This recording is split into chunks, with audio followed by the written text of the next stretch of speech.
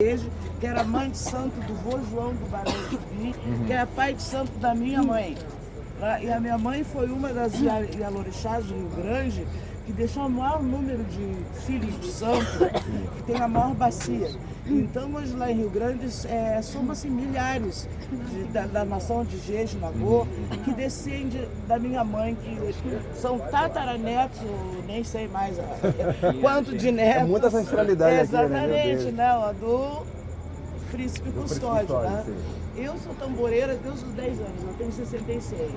Então eu já toco há 56 anos tambor de batuque. Fiquei encantada com um areque tocando na entrada ali, com os argês ali, ó. Ficou bem marcadinho mesmo. Gostei muito, né? Deu aquele toque. Ficou bem parecido. Toque batuqueiro. Aquele toque bem batuqueiro, assim, eu gostei, ficou bem legal. Não sei aonde aprenderam e tal, mas eu gostei. Eles mergulharam. Posso falar com prioridade sobre isso, porque essa é uma coisa que eu domino, né? Imagina, 60 anos tocando, é um tempo, né? E aí, sabe, o André foi lá em casa, através de um historiador de Pelotas, que descobriu o nosso Cilê, que é o mais antigo da cidade de Rio Grande, em funcionamento. Funciona há 66 anos, sem parar. Quando a nossa mãe partiu, que é a Orixá Máxima, Mãe Nebi, em 1988, nós ficamos um ano de luto. Da mesma maneira que a gente segue o ritual, os preceitos. Então 6 meses os tambores ficaram silenciados totalmente. Depois de 6 meses nós tocamos Umbanda, porque é reino de Inhaçã e Juremita. Então nós tocamos nação, lá é uma casa de batuque, mas também tocamos Umbanda. E aí nós fizemos os outros 6 meses só com Umbanda. Na ocasião, esse aqui era o presidente do INDE. Esse menino aqui é o primeiro filho de santo da minha mãe, sabe? O Luiz Esteves. A mãe pegou ele era bebezinho, recém-nascido, procurando saúde. E a partir dele, a mãe já atendia, fazia trabalhos uma vida inteira, porque a minha mãe era uma médium de nascença, sabe? Então tem histórias a respeito dela. Minha mãe já tem nome de rua, tem livro, tem estátua em Rio Grande, por ser uma Ialorixá de tamanha grandeza, né? E a Lorixá de todo axé. Axé, exatamente. E os filhos de santo que ela deixou também, muitos também abriram seus ilês. É por isso que eu digo assim, a descendência dela a gente já não sabe mais o número exato, porque também há um trânsito nos ilês, né? As pessoas frequentam, daqui a pouco elas vão para casa e a gente escuta muito, eu troco de pai de santo, mas não troco de avó, porque eles procuram ficar sempre na mesma bacia.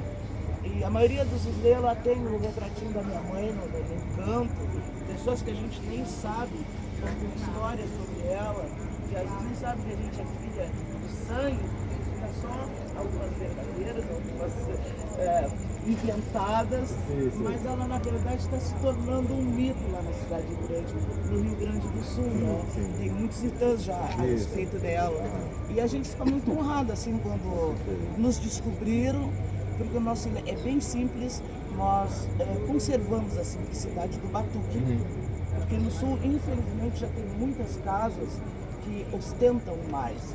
E a gente costuma dizer que o axó já está sendo mais valorizado do que o axé, sabe? Então há umas mudanças na religião, infelizmente não é a religião, são as pessoas que transformam. Mas nós não, nós somos conservadores. É por isso que a gente resiste, que a gente persiste. Uma porque dúvida, depois que sua mãe faleceu, eu mesmo ritual que a mamãe manda aqui, fica um ano silêncio, aí depois tem alguém que herda para poder tomar conta, e aí quem herdou lá está até hoje? Ou nós 5. Nós somos 5 filhas, a minha irmã mais velha assumiu, junto com os... Vou contar uma história. Isso. Criança e ela faleceu.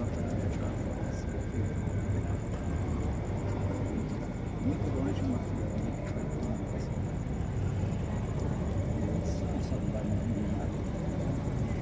Porque eu não morava lá na época. Aí você Ela veio. deu uma risada. Ela morava... Ela sabia.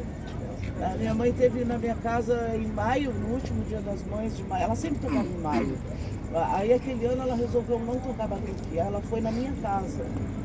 Eu sou gay, então eu curti meu casamento em outro lugar. E ela foi passar comigo, conversamos muito. Ela me pediu várias coisas. E eu digo, mãe, a senhora tem muitos filhos, muitos. precisa de mim, mas eu sempre ia para tocar o tambor, eu gosto de decorar o ilê também, como antigamente eu sempre faço, até hoje, todo ano eu troco, sabe? E eu sempre ia para isso, mas morar mesmo era longe. Mas aí ela foi e me pediu em maio e em julho ela faleceu. Sim. Aí eu resisti poucos meses, eu vi que a casa estava meio fechada, de luto, triste, vazia, um caos. Aí eu larguei toda a minha vida, meu casamento, e fui pra lá. Não vai Tem um fechar. ponto muito importante que quando a gente teve agora com o pessoal da Globo, que você fazer um release para eles saberem falar na TV sobre o que a escola está trazendo, né?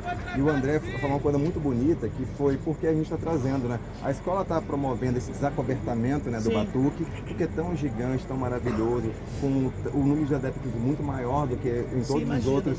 Toda essa dimensão que o batuque tem, que a gente está descobrindo e o Brasil precisa descobrir. Exatamente. E ele falou justamente das personalidades, que tem o nosso príncipe, mas tem tantas outras, inclusive ele falou da sua mãe, que podem render outros enredos, outras histórias, e o Brasil precisa saber, precisa conhecer. Rio né? Grande é a cidade que tem o maior número de batuqueiros de todo o estado. E o nosso estado é o estado mais batuqueiro do Brasil. Não é a Bahia, não é outro lugar, é o Rio Grande do Sul. Exato. Mas é um estado muito preconceituoso. Então, assim, as peles alvas, elas nos mantêm mais embaixo. Mas nós, como bons batuqueiros, a gente esconde debaixo da saia o nosso ritual, e nós tocamos tambor, a gente anda de axó na rua, sabe, lá normal. E principalmente no meu bairro, o bairro Getúlio Vargas, é onde nasceu o Batuque Rio Grande.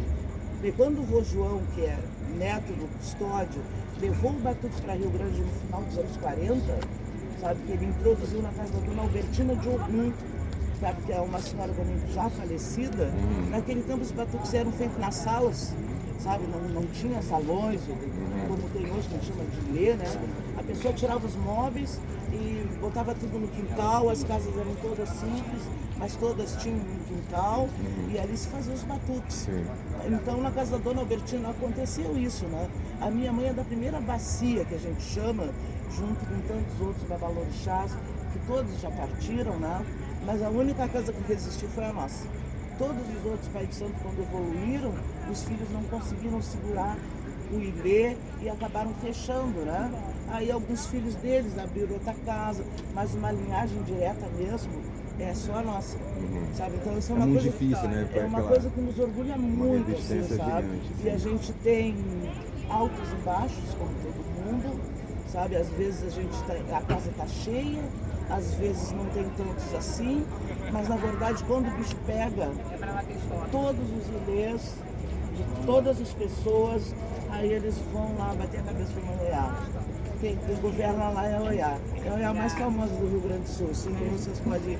É o Oiá da minha mãe, sabe? Então, assim, é um orgulho muito grande pra gente. Quando as pessoas vão lá bater a cabeça, não precisa dizer nada pra nós.